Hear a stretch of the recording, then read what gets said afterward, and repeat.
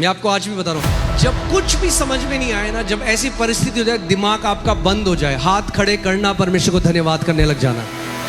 एक ऐसी युक्ति परमेश्वर उस समय में निकालेगा, एक ऐसा रास्ता परमेश्वर उस समय में निकालेगा जो आप सोच के, आपकी सोच के परे। जब आप अपनी विपरीत परिस्थिति में परमेश्वर को धन्यवाद देने लग जाते हो, परमेश्वर जहां कोई मार्ग नहीं है, जहां मरुस्थल है, उसके बीच में से आपके लिए एक ऐसा मार्ग निकालेगा, एक ऐसा मार्ग निकालेगा जो आपको जीवन की ओर ले जाएगा। पहला थेसलोनियंस 1 Thessalonians 5:16 to 18, पहला थेसलोनिको 5:16 से 18।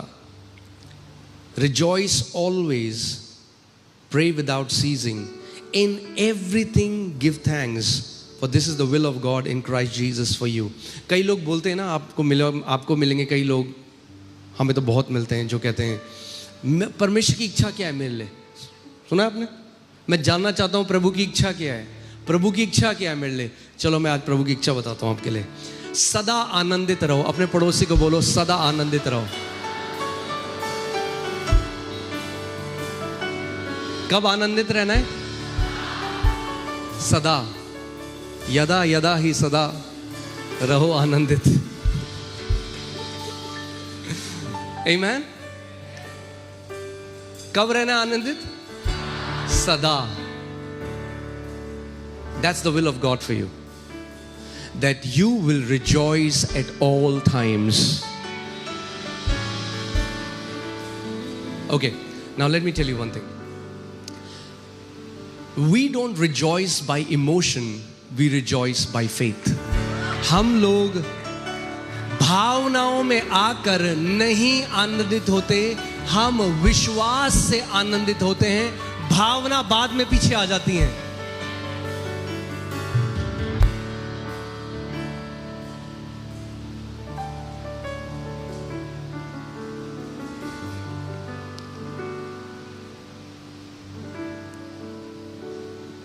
Amen?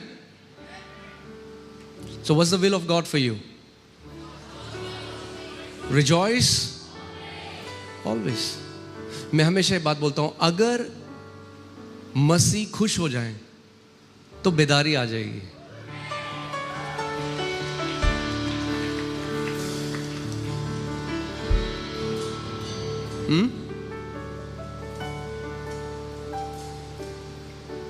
अगर कोई मीटिंग हो रही है, सारे लोग रो रहे हैं, तो लोग कहते हैं वाह क्या प्रभु का आत्मा मूव कर रहा था, सारे रो रहे थे। और लोग हंस रहे हैं सारे, तो बोले अरे ये आत्मिकता थोड़ा है, वहां पे तो सारे हंस रहे हैं। The Bible says rejoice always. That means your heavenly Father, This is His will, ये उसकी इच्छा है कि आप सदा आनंदित रहो। Amen। प्रमोशन हो तो, प्रमोशन ना हो तो, पेट्रोल महंगा हो तो, पेट्रोल सस्ता हो तो, अपना घर हो तो, किराए के घर में हो तो, चाहे कुछ भी परिस्थिति हो, सदा आनंदित रहो।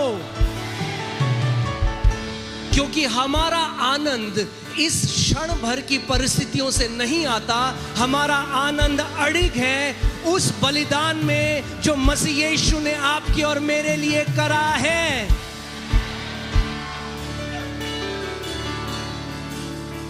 आमीन, हालेलुया। और इसलिए आनंदित रहो क्योंकि तुम्हारा नाम जीवन की पुस्तक में लिखा गया है,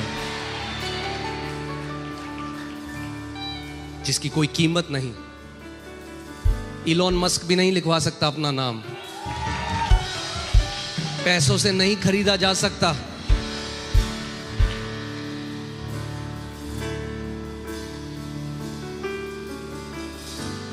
आमीन।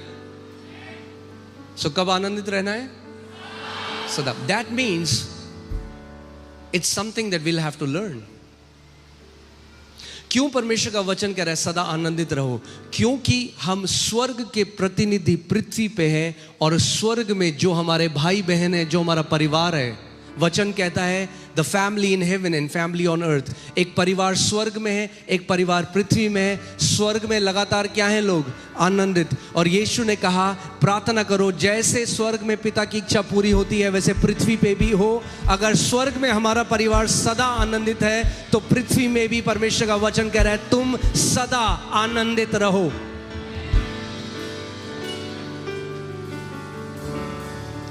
क्या उसने ये कहा सदा आनंदित तब रहना जब अच्छी चीजें हो तुम्हारे साथ? No, that means our rejoicing is not depending on our external circumstances.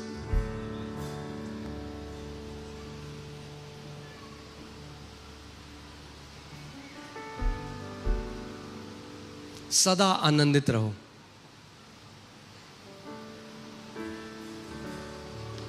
कब आप आनंदित रह सकते हो सदा? जब बार बार आपका ध्यान उस चीज में जाता है जो मसीह ने आपके लिए किया है।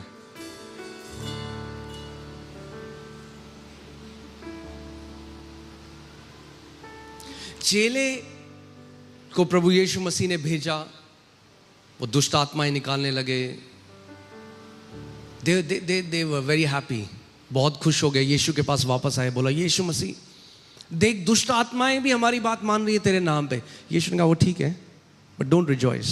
इसलिए आनंदित मत हो कि दुष्ट आत्माएं तुम्हारी बात मानती हैं, बट इसलिए आनंदित हो कि तुम्हारा नाम जीवन की पुस्तक में लिखा गया है। कितने लोगों का नाम या जीवन की पुस्तक में लिखा गया? मुझे हाथ दिखाओ। तो अगर तुम्हारा नाम जीवन की पुस्तक में लिखा गया है तो उसका प्रगटीकरण ये होगा कि आप सदा आनंदित रहोगे।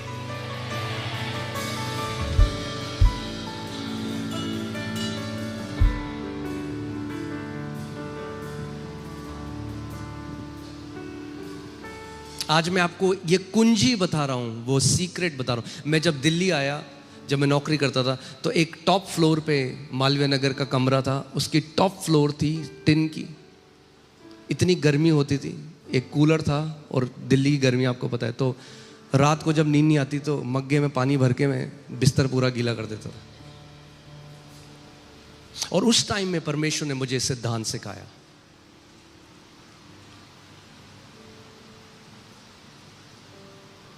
दुनिया के लोग जब उनको कुछ दिया जाता है तो पकड़ के कहते हैं थैंक यू। विश्वास के लोग पहले पकड़ने के थैंक यू बोलते हैं।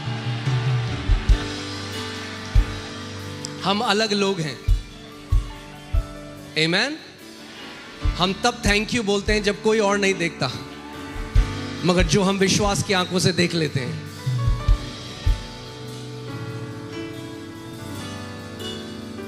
सो रिजॉइस ऑलवेज।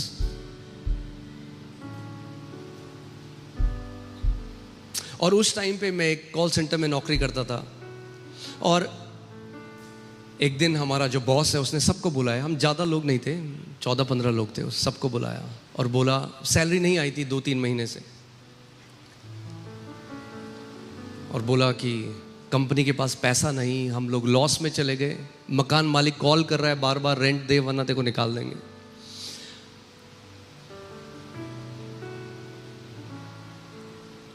उसने बुलाया, कहा कोई पैसा नहीं है तो अब तो सब बंद करो, अपना लैपटॉप और घर जाओ। और मैं कैब में बैठा हूँ, और सारे जो साथ में मेरे दोस्त हैं, अब मैं खिड़की में बैठ के सोच रहा था किराया कहाँ से दूंगा, प्रभु किराया कहाँ से दूंगा। और जो सारे मेरे साथ में जो कैब में बैठे थे वो बहुत अच्छे भजन गा रहे थे जो हमारा बॉस था उसके लिए। और मैं ये सोच ही रहा हूं कि प्रभु मैं कहां से किराया दूंगा। और अचानक से परमेश्वर की आवाज मुझे आई और बोला, सन मेरे बेटे, मैं तेरा उत्तम भाग और प्रतिफल हूं। जिस दिन ये बात आप समझ जाओगे, आपका उत्तम भाग प्रॉपर्टी नहीं, नौकरी नहीं, बाहर की कोई चीज नहीं, परमेश्वर स्वयं आपका उत्तम भाग और प्रतिफल है। और ये प्रतिफल कोई आपसे लेने वाला नहीं है यीशु मसीह के नाम में। और अगर आपके पास परमेश्वर आपका प्रतिफल है, अरे तो आपसे कौन कोई अमीर हो सकता है इस दुनिया में? You are the most blessed person on this earth. और जब परमेश्वर का वो वचन मेरे पास आया, मैं पूरे दिन इस पर मनन करता रहा, प्रभु को बोलता रहा, प्रभु आप मेरे प्रतिफल हो, आप मेरा उत्तम भाग हो, प्रभु आप मेरा प्रतिफल, आप मेरा उत्तम भाग हो। मैं उसको धन्यवाद देता रहा, धन्यवाद देता रहा। अगले दिन मेरे घर पे नॉक हुई। मैंने दरवाजा खोला, मेरा बॉस कह रहा पूरी रात मैं सो नहीं पाया, केवल तेरी सैलरी देने आया हूं। वो जब आप धन्यवादिता में जियोगे, परमेश्वर आपके बैरियों के मन को भी ऐसा मोड़ देगा कि उन्हें नींद नहीं आएगी, उन्हें भलाई करनी पड़ेगी परमेश्वर के लोगों के साथ। उसका वचन कहता है जिसको परमेश्वर ने ब्लेस किया है, जिसको परमेश्वर ने आशीषित किया है, अरे उसे कौन मनुष्य श्राप दे सकता है? आमेन, हालेलुया। मगर मैं आपको एक बात बताऊं, अगर मैं भी उन लोगों की तरह मैं भी गालियां देने लग जाता अपने मालिक को, अपने बॉस को, मैं आपको बता रहा हूं ये मेरे साथ नहीं होता।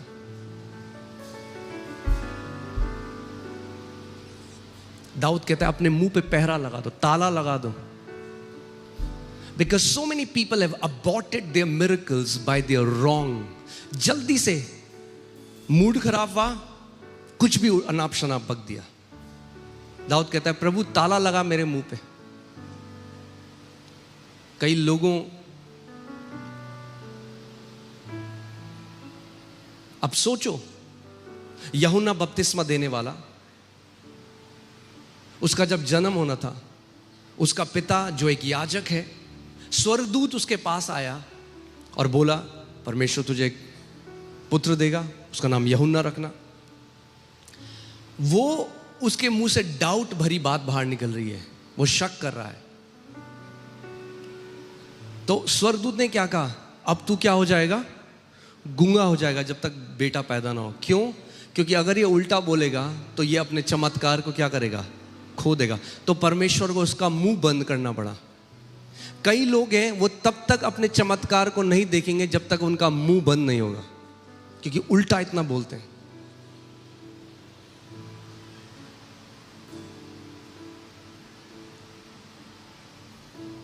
आमेन, ये सिद्धांत है। आज हम वचन से देखेंगे। मैं आपको बता रहा हूं, इसको प्रैक्टिस करो, अगले 3 महीने मुझे बताओ आपके साथ क्या होगा।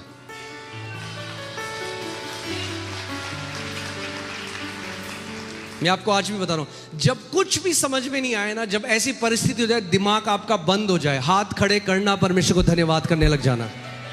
एक ऐसी युक्ति परमेश्वर उस समय में निकालेगा, एक ऐसा रास्ता परमेश्वर उस समय में निकालेगा जो आप सोच के, आपकी सोच के परे है। आप सोच नहीं सकते उसको, आप सोच नहीं सकते। और जब मैं उस टाइम में था, उस टाइम परमेश्वर ने मुझे ये सिखाने लगा। और मैं एक बार ऑफिस से घर आया, रात का समय था, और वो जो लॉक होते हैं जो डोर में ही होता है, अलग से जो ताला नहीं होता, और मैंने कहीं चाबी खो दी। अब मैं घर आया, रात का समय है,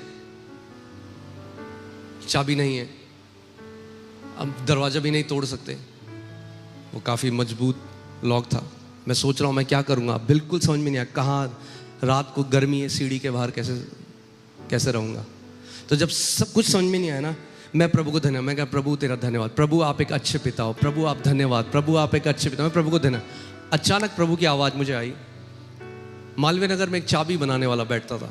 मैं आज आपको अपनी लाइफ से कुछ छोटी छोटी चीज़ें बता रहा हूँ। मालवीय नगर में एक चाबी बनाने वाला बैठता था जो 7-8 बजे चला जाता था। उसकी दुकान में भी लिखा होता था 8 बजे लास्ट चला जाएगा। तो प्रभु ने कहा जाओ, वो वहाँ पे है। अब मैं प्रभु से बात करूँ, मैं प्रभु तो 8 बजे चल जाता है, तो रात 12 बजे। प्रभु ने कहा जाओ, वो वहीं है। मैं गया, फिर रात को पैदल चलता हुआ गया मेन रोड में। जब मेन रोड में गया तो चाबी वाला वहाँ चाबी बना रहा है। तो मैंने उससे बोला भैया आप तो 7-8 बजे चले जाते हो, इतनी रात तक क्या रुक के क्या कर रहे हो? कह रहे भैया आज मुझे 200-300 चाबियों का ऑर्डर आया, आज रात वो बनानी है। जब आप अपनी विपरीत परिस्थिति में परमेश्वर को धन्यवाद देने लग जाते हो, परमेश्वर जहां कोई मार्ग नहीं है, जहां मरुस्थल है उसके बीच में से आपके लिए एक ऐसा मार्ग निकालेगा, एक ऐसा मार्ग निकालेगा जो आपको जीवन की ओर ले जाएगा।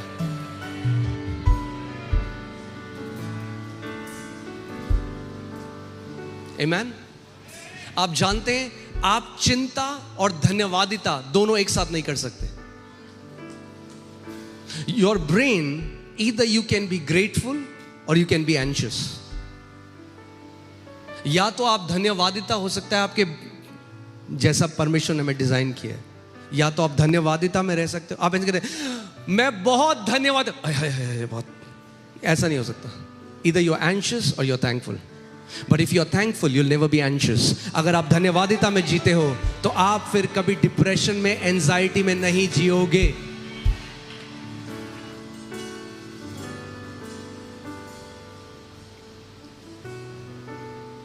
आमीन।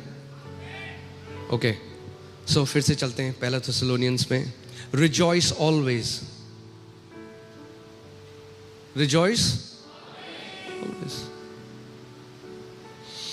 Pray without seizing.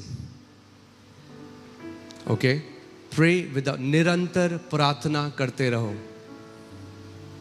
तीसरा, इन एवरीथिंग गिव थैंक्स। हर बात में परमेश्वर दे, in everything, not for everything, in everything. यानी कोई भी परिस्थिति हो, परमेश्वर चाहता है आप उस परिस्थिति में जब हो तो आप परमेश्वर का धन्यवाद दो। इन everything give thanks, in everything, for this is the will of God.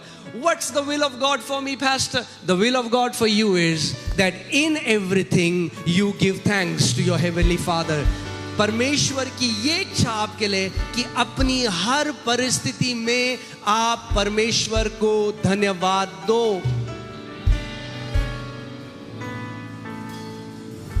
Give him thanks.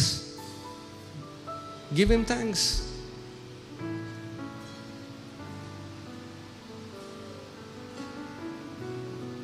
Amen.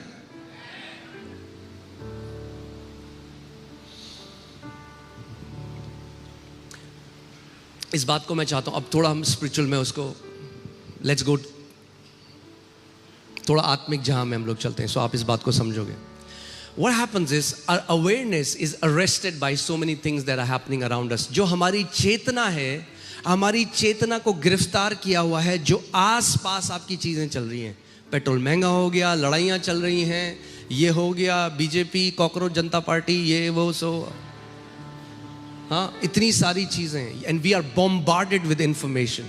क्या होता है, हम एक ऐसी पीढ़ी हैं, we are bombarded with information from every side. हर जगह से हमारे पास क्या जानकारी फेंकी जा रही है, हर जगह से।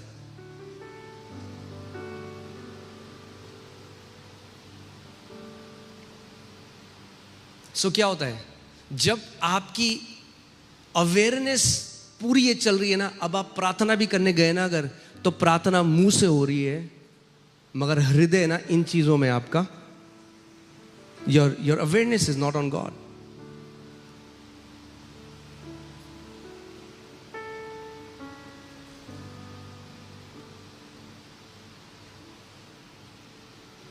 एक व्यक्ति मेरे पास आया एक बारी और कहने लगे कलीसिया में, कह रहा वो जो लड़की है उसने ऐसे कपड़े पहने थे, वो आराधना नहीं कर रही थी, वो लड़का जो है वो आराधना नहीं कर रहा। मैंने, तू भी तो नहीं कर रहा था। क्योंकि अगर असली में कोई आराधना कर रहा है उसके पास इतना टाइम नहीं होगा देखने के लिए कि बाकी कोई क्या कर रहा है।